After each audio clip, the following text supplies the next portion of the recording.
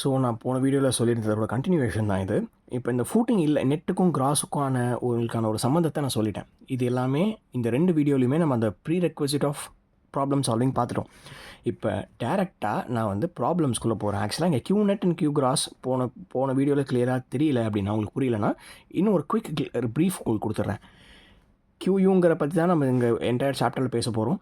அது வந்து ultimate bearing capacity. Ultimate bearing கெப்பாசிட்டியில் நான் ஃபேக்டர் ஆஃப் சேஃப்டி வச்சு டிவைட் பண்ணால் it becomes safe. To be on the safer side it becomes factor of safety use பண்ணி நான் பண்ணுறது சேஃப் பேரிங் கெப்பாசிட்டி. இந்த ultimate bearing capacity and safe bearing capacity can be gross ultimate bearing capacity and gross safe bearing capacity. இப்போ கிராஸுங்கிற word வந்துச்சுனாலே total of what? Total of 3 things. One is self weight of the soil above the base of the footing. Second one is மேலே பில்டிங்லேருந்து வரக்கூடிய லோடும். Third one இதுக்கான self weight, dead load. இந்த மூணுமே வந்து ஆட் பண்ணி பேசும்பொழுது it becomes gross ultimate bearing capacity. Net ultimate bearing கெப்பாசிட்டிங்கிறது என்னென்னா, இந்த கிராஸ் அல்டிமேட் பேரிங் கெப்பாசிட்டிலேருந்து இந்த செல்ஃப் வெயிட், அதாவது வந்து இந்த காமா டிஎஃபை நான் சப்ராக்ட் பண்ணுறேன். இந்த காமா டிஎஃபை நான் எலிமினேட் பண்ணிட்டேன்னா எனக்கு இது 2 வேல்யூ தானே நிற்கும். அதுதான் நெட்டு. இப்போ நெட் அப்படிங்கிறதுக்கான ஒரிஜினல் அர்த்தம் என்னென்னா, சப்போஸ் இந்த ஃபூட்டிங் இல்லை அப்படின்னு வச்சுக்கோங்களேன், இங்கே இருக்கிற சாயில், இந்த பேஸ் லெவலில் இருக்க சாயில் எவ்வளோ வெயிட் தாங்கணும்? மேலே இங்கே காமா இன்டூ டிஎஃப்னு எவ்வளோ வெயிட் இருக்கோ அந்த வெயிட்டை தானே அது தாங்கணும். கரெக்டாக? ஸோ இப்போ இந்த காமா இன்டூ டிஎஃப் அப்படிங்கிறத நான் இங்கேருந்து சப்ராக்ட் பண்ணிட்டேன்னா எனக்கு என்ன கிடைக்குது? அடிஷ்னலாக எனக்கு எவ்வளோ லோடு இருக்குது. இப்போ நான் ஒரு பில்டிங் கட்டுறதுனால இந்த லேயரில் எனக்கு எவ்வளோ அடிஷ்னல் லோடு இருக்குது. இப்போ நான் பில்டிங் கட்டுறதுனால எனக்கு என்ன 2 லோடு புதுசாக வந்துச்சு. ஏற்கனவே இந்த சாயிலோட காமா டிஎஃப் என்னோட யூனிட் வெயிட் இருக்கும். இப்போ இது இல்லாமல் பில்டிங் கட்டுறதுனால இந்த ஃபூட்டிங்கோட டெட் லோடும் இருக்கும், மேலேருந்து வரக்கூடிய சூப்பர் ஸ்ட்ரக்சர் லோடும் இருக்கும். இதை பற்றி பேசுகிறது தான் இந்த நெட் அண்ட் கிராஸ். ஸோ நெட்டுமே net ultimate bearing capacity and net safe bearing கெப்பாசிட்டின்னு இருக்கும். ஸோ உங்களுக்கு கொஸ்டினில் நெட் கேட்குறாங்களா கிராஸ் கேட்குறாங்களாங்கிறத டிசைட் பண்ணி you have to proceed with it. So இப்போ நெக்ஸ்ட் வந்து நம்ம எதை பற்றி பார்க்குறோம் அப்படின்னு பார்த்தீங்கன்னா, இதுக்கப்புறம் நம்ம எல்லாமே ஃபார்முலாஸ் நம்ம குயிக்காக வில் மூவ் ஆன். ஏன்னா ஃபார்முலாஸ் அண்ட் அல்டிமேட்டாக நீங்கள் வீடியோ பார்க்குறதுக்கான காரணமே கொஸ்டின் சால்வ் பண்ணுங்கிறதுக்காக தான். ஸோ கொஸ்டின் சால்வ் பண்ணுறதுக்கு தேவையான ப்ரீ ரெக்வசிட்ஸ்லாம் நான் சொல்லிட்டேன். இன்னும் இருக்குது அப்படின்னா நான் போகிற போக்கில் சொல்லிடுறேன் உங்களுக்கு. சரிங்களா? டெர்சாகி, ஃபாதர் ஆஃப் சாயில் மெக்கானிக்ஸ் நான் சொன்னேன். இந்த மனுஷன் என்ன பண்ணியிருக்காரு அப்படின்னு பார்த்தீங்கன்னா, ஒரு ஃபார்முலா சொல்லியிருக்காரு. அந்த ஃபார்முலா நான் எழுதிடுறேன். QU is equal to ultimate bearing capacity is equal to CNC plus gamma DF NQ plus 0.5 gamma B N gamma. நீ என்னப்பா ஏன்னோ வேறு லாங்குவேஜ், கங்கோ லாங்குவேஜ் பேசுகிற மாதிரி பேசிகிட்டு இருக்கேன் அப்படின்னு கேட்டிங்கன்னா, this formula is given by Terzaghi. இந்த மனுஷன் கொடுத்த ஃபார்முலா தான் இது. இந்த ஃபார்முலா யூஸ் பண்ணி நான் இங்கே சொன்ன QUவோட வேல்யூவை என்னால் கண்டுபிடிச்சிக்க முடியும். எங்கே இருக்குது? இங்கே இருக்குது. நான் இந்த QUவோட வேல்யூவை கண்டுபிடிச்சிட முடியும்.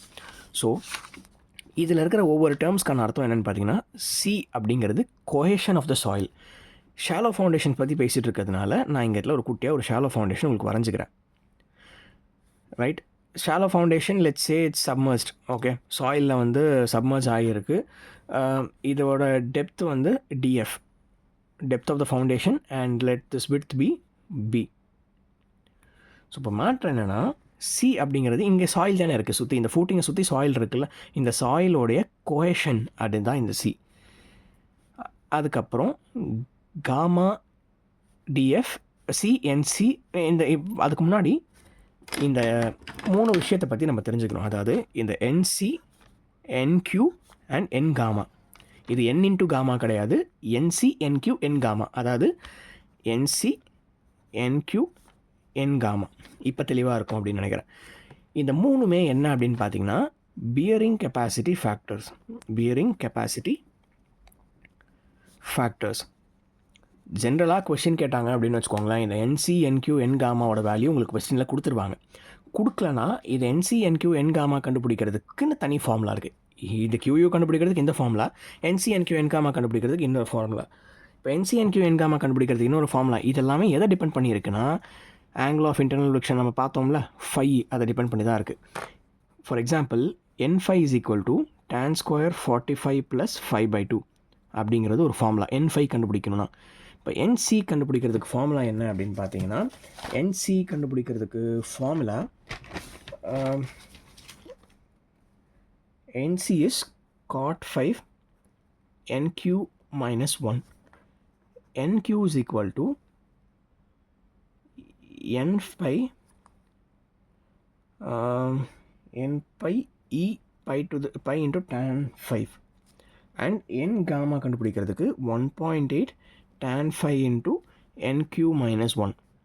இதில் ஆக்சுவலாக என்னென்னா இதை நீங்கள் மனப்பாடம் பண்ணணுன்றது ஒரு விஷயம். அது இன்னொரு விஷயம் என்னென்னா, கொஸ்டினில் உங்களுக்கு NC NQ N காமாவோட வேல்யூ கொடுத்துட்டாங்கன்னா நீங்கள் தப்பிச்சிங்க, இல்லைனா இந்த ஃபார்முலா யூஸ் பண்ணி நீங்கள் கண்டுபிடிச்சாகணும். சரியா? இங்கே இதில் என்னப்பா அப்படின்னு கேட்டிங்கன்னா, இந்த ஒரு N5ஓட வேல்யூ உங்களுக்கு தெரிஞ்சிச்சுனாலே NC NQ N gamma value கண்டுபிடிச்சிடலாம். அதாவது இந்த NQ அப்படிங்கிறது இந்த N5 டிபெண்ட் பண்ணி தான் இருக்குது. இந்த வேல்யூ கண்டுபிடிச்சினா தான் இங்கே சப்ஸ்டியூட் பண்ணி இந்த வேல்யூ கண்டுபிடிக்க முடியும். NQ நான் கண்டுபிடிச்சா தான் NQ எடுத்துகிட்டு போய் இதில் போட்டு NCயோட வேல்யூ என்னால் கண்டுபிடிக்க முடியும்.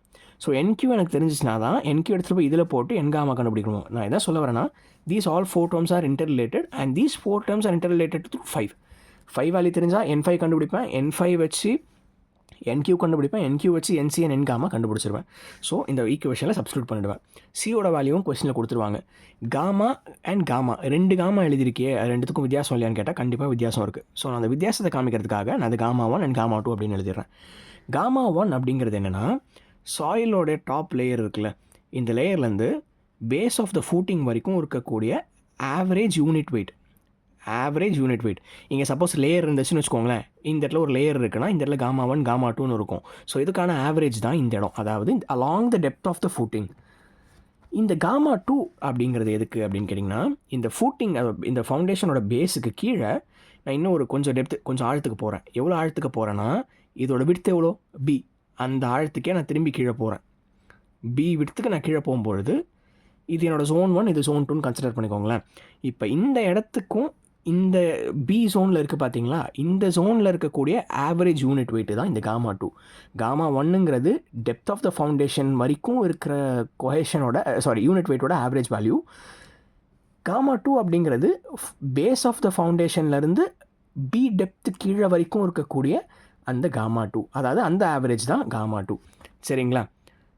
ஸோ C சொல்லிட்டேன், காமா 1 சொல்லிட்டேன், காமா 2னா என்னன்னு சொல்லிட்டேன், NCயோட வேல்யூ சொல்லிட்டேன், NQயோட வேல்யூ சொல்லிட்டேன், N காமாவோட வேல்யூவும் சொல்லிட்டேன். இப்போ இங்கே B அப்படிங்கிறது ஒன்றுமே இல்லை, பிரெட்த், அதாவது விட்த் ஆஃப் தி ஃபூட்டிங். ஓகேவா? ஸோ Bயும் உங்களுக்கு தெரிஞ்சிருச்சு. 0.5ங்கிறது கான்ஸ்டன்ட். DFங்கிறது என்ன? Depth of the foundation. As simple as that. So இந்த ஃபார்முலா நீங்கள் படிச்சிட்டிங்கன்னா, இது வேறு வழியில் இந்த ஃபார்முலா நீங்கள் படித்தா தான் இதுக்கப்புறம் வர எல்லா அனாலிசிஸும் பண்ண முடியும். ஸோ இந்த ஃபார்முலா நீங்கள் படிச்சிட்டிங்க அப்படின்னா you can proceed with all the other problems. So உங்களுக்கு இதில் இருக்கிற வேல்யூஸை கண்டுபிடிச்சி, கொஷின்ஸில் இருக்கிறத வச்சு கண்டுபிடிச்சி நீங்கள் சப்ஸ்டியூட் பண்ணி கண்டுபிடிக்கிறது தான் இந்த வேலை. இது வந்து டெர்சாகியோட ஈக்குவேஷன். ப்ரைமர்லி மோஸ்ட்டாக கொஸ்டின்ஸ் டெஸ்ட்டில் இதை வச்சு தான் பேஸ் பண்ணி கேட்பாங்க. சரியா? ஸோ இதிலே வந்து உங்களுக்கு டெர்சாகி சும்மா வந்து இந்த ஈக்குவேஷன் கொடுத்துட்டு போகல. இந்த ஈக்குவேஷனை டெர்சாகி சும்மா கொடுத்துட்டு போகல. மனுஷன் என்ன பண்ணியிருக்கான் அப்படின்னு பார்த்தீங்கன்னா, ஒரு சில அசம்ஷன்ஸையும் உங்களுக்கு கொடுத்துட்டு போயிருக்கான். அசம்ஷன்ஸ் எழுதுனா டைம் வேஸ்ட் ஆகும். ஸோ நான் உங்களுக்கு இங்கே அசம்ஷன்ஸ் வந்து நான் இங்கே உங்களுக்கு வைக்கிறேன். ஸோ உங்களுக்கு அசம்ஷன் ஸ்க்ரீன்ஷாட் எடுத்துக்கோங்க. ஸ்ட்ரிப் ஃபூட்டிங் மட்டும் தான் கன்சிடர் பண்ணியிருக்காது. அதாவது இந்த ஃபார்முலாவுக்கு ஸ்ட்ரிப் ஃபூட்டிங் மட்டும் தான் வேலிட். ஃபெயிலியர் என்ன கன்சிடர் பண்ணியிருக்காருன்னா, ஜென்ரல் ஷேர் ஃபெயிலியராக கன்சிடர் பண்ணியிருக்காரு. ஜென்ரல் ஷேர் ஃபெயிலியர் எங்கே நடக்கும்? ஜென்ரல் ஷேர் ஃபெயிலியர் பற்றி நம்ம இங்கே பார்த்தோமே. ஜென்ரல் ஷேர் ஃபெயிலியர்னால் 536 டிகிரிக்கு மேலே இருக்கும். இந்த மாதிரி தான் லோட் செட்டில்மெண்ட் இருக்கும். மீடியம் டு டென்ஸ் சாயிலில் ஜென்ரல் ஷேர் ஃபெயிலியர் நடக்கும். ஸோ டெர்சாகி தியரி யூஸ் பண்ணணும்னா இந்த அசம்ஷன்ஸ்லாம் நம்ம ஃபாலோ பண்ணி தான் ஆகணும். பேஸ் ஆஃப் த ஃபூட்டிங் ரஃபாக இருக்குது அப்படின்னு அர்த்தம். கீழே, அதாவது ஃபூட்டிங்கோட பேஸ் ரஃபாக இருக்குது. கான்சென்ட்ரிக் லோடிங்காக இருக்குது, கிரவுண்ட் சர்ஃபேஸ் ஹரிசாண்டலாக இருக்குது. கான்சென்ட்ரிக் லோடிங் அப்படின்னா அந்த லோடு வந்து கரெக்டாக அந்த ஃபவுண்டேஷனோட ஆக்சஸில் பாஸ் ஆகுது. கிரவுண்ட் சர்ஃபேஸ் வந்து ஹரிசாண்டலாக இருக்குது. சாயில், அதாவது இந்த எர்த்தோட இது வந்து மட்டமாக ஹரிசாண்டலாக இருக்குது. வாட்டர் டேபிளை பற்றி நான் கன்சிடர் பண்ணிக்கலப்பா அப்படின்னு சொல்லி அவர் தப்பிச்சிட்டார். அவரோட அசம்ஷன்ஸ்லேயே அவர் கொடுத்துட்டு அவர் தப்பிச்சிட்டார். வாட்டர் டேபிளை பற்றி என்கிட்ட கேட்காதீங்கப்பா, நான் தப்பிச்சிட்றேன் அப்படின்னு. நெக்ஸ்ட் திங், ஸ்ட்ரெஸ் ஜோன் அப்படிங்கிறது என்னென்னா, it is not extended till ground level, but it will be till the base of the footing. Ground level வரைக்கும் இருக்காது stress zone, but base of the footing வரைக்கும் இருக்கும் அப்படின்னு சொல்லியிருக்காரு. இதுக்கான அர்த்தம் என்ன அப்படின்னு பார்த்தீங்கன்னா, ஜென்ரலாக ஸ்ட்ரெஸ் ஜோன் பற்றி பேசினா ஸ்ட்ரெஸ் ஜோன் இப்படி தான் இருக்கும், ஆக்சுவலாக இப்படி தான் இருக்கணும். பட் அவர் என்ன சொல்லியிருக்காருன்னா, டெர்சாகி நான் வேலை பார்க்கும்போது எனக்கு இஷ்டப்படி தான் நான் வேலை செய்வேன் அப்படின்னு சொல்லி இப்படி மாற்றிட்டார் ஸ்ட்ரெஸ் ஜோனை. என்ன மாற்றிட்டார் அப்படின்னு கேட்டிங்கன்னா, இந்த ஸ்ட்ரெஸ், இந்த ஃபூட்டிங்னால் வரக்கூடிய ஸ்ட்ரெஸ்ஸு இது வரைக்கும் நம்ம கன்சிடர் பண்ணுவோம். ஸ்ட்ரெஸ் இது ஃபுல்லாகவே போகுங்கிறது தான் அதுக்கான அர்த்தம், ரியாலிட்டி. பட் அவர் அசியூம் பண்ணிக்கிறது என்னென்னா, இந்த ஃபூட்டிங்னால் வரக்கூடிய ஸ்ட்ரெஸ்ஸு இந்த பேஸ் லெவல் வரைக்கும் மட்டும்தான் போகும் அப்படிங்கிற மாதிரி அவர் கன்சிடர் பண்ணிக்கிறாரு. 2 சர்க்கிள் வரைஞ்சிருக்கேன் பார்த்தீங்களா, அது வரைக்கும் தான் இருக்குது அப்படின்னு. இன்னொரு விஷயம் என்ன சொல்லியிருக்காருன்னா, அவரோட அசம்ஷனில் சைடு ரெசிஸ்டன்ஸ் இஸ் நெக்லெக்டட். இதை நெக்லெக்ட் பண்ணிட்டு soil along the depth of the footing is replaced with surcharge gamma DF at the base of the footing. இங்கே சைடில் இருக்கிற சாயிலை பற்றி, அதாவது இங்கே சைடில் இருக்கிற சாயிலோட எஃபெக்டெல்லாம் நான் கன்சிடர் பண்ணிக்காமல் அதுக்கு பதிலாக காமா டிஎஃப் அப்படின்னு சொல்லி சர்சார்ஜோட வேல்யூ இங்கே போட்டுக்கிறேன் அப்படின்னு சொல்லிட்டாரு. ஸோ இது வந்து stress zone base of the footing வரைக்கும் இருக்குது. சைடில் இருக்கிற சாயில் அக்கௌண்ட் பண்ணுறதுக்காக நான் காமாடிஎஃப் 2 பேஸ் ஆஃப் த ஃபுட்டிங்கில் ஆக்ட் ஆகுது, பேஸ் இருக்கிற லெவலில் ஆக்ட் ஆகுதுங்கிற மாதிரி நான் போட்டுட்டேன். ஸோ இதில் நீ 1, 2, 3லாம் மென்ஷன் பண்ணியிருக்கேன். அது என்னன்னு கேட்டிங்கன்னா, இது உங்களுக்கு டீட்டெயிலாக வேணும்னா நான் இந்த வீடியோவில் சொல்லிடுறேன். ஸோ உங்களுக்கு இதெல்லாம் எனக்கு தேவையில்லை, எனக்கு ப்ராப்ளம் சொல்கிறது மட்டும் சொல்லிடு அப்படின்னீங்கன்னா நீங்கள் நெக்ஸ்ட் வீடியோக்கு you can proceed. But people who are very interested to learn, let me tell you, central zone அப்படிங்கிறது இந்த ஜோன் 1. இந்த ஃபூட்டிங் இருக்குது அப்படின்னா, இது வந்து ஃபூட்டிங் அப்படின்னா, இந்த ஃபூட்டிங்கு கீழே டேரெக்டாக இருக்கிறது ஜோன் 1. இந்த zone 1 is called zone of plastic equilibrium. அதாவது இங்கே இருக்கிற soil will deform upon loading and அந்த fracture point reach ஆன உடனே it will settle. When Q ultimate is reached, it will fail through general failure. Zone 2 அப்படிங்கிறது இந்த 2 இடமும் Zone 2. இந்த Zone 2 வந்து இங்கே சர்க்கிள் மாதிரி போட்டிருக்கேன்ல, அது சர்க்கிளாகவும் இருக்கலாம், இல்லை அது வந்து லாக் ஸ்பைரலாகவும் இருக்கலாம். C சாயிலாக இருந்துச்சுன்னா அது சர்க்கிள் நான் கன்சிடர் பண்ணிப்பேன். C5 சாயிலாக இருந்துச்சுன்னா அது லாக் ஸ்பைரல்னு கன்சிடர் பண்ணிப்பேன். நெக்ஸ்ட் திங், இங்கே தேர்ட் ஜோன் இருக்குல்ல, இங்கே அதாவது இந்த ஜோன், இந்த ட்ரையாங்கிள் ஜோன் இருக்குல்ல, இந்த ட்ரையாங்கிள் ஜோன் என்னென்னு பார்த்தீங்கன்னா லீனியர் பாசிவ் ப்ரெஷர் ஜோன் அப்படின்னு சொல்கிறாங்க. நம்ம எர்த் ப்ரெஷர் சாப்டர்லேயே படிச்சிருப்போம்.